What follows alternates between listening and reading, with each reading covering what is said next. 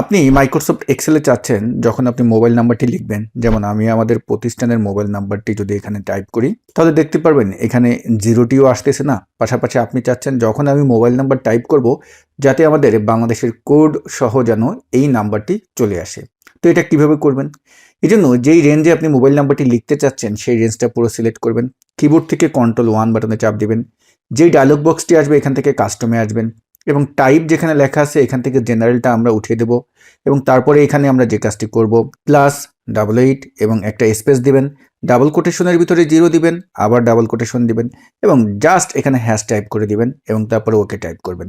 এখন হলো কি, এখানে আপনি এখন যেই নাম্বারটি টাইপ করেন না কেন, আমি আমাদের প্রতিষ্ঠানের আরেকটি নাম্বার যদি টাইপ করি, দেখুন নাম্বারটি টাইপ করলাম, জাস্ট এন্টার বাটনে চাপ দেব, কোড সহই কিন্তু আমাদের এটা চলে আসবে। আপনারা যারা Microsoft Excel, Word, PowerPoint, Power BI, Power Query basic থেকে অ্যাডভান্স লেভেল পর্যন্ত শিখতে চান, আমাদের নতুন ব্যাচের ভর্তি কিন্তু চলতেছে। কোর্স লিঙ্ক দেওয়া থাকবে এই ভিডিওর ফার্স্ট কমেন্টে।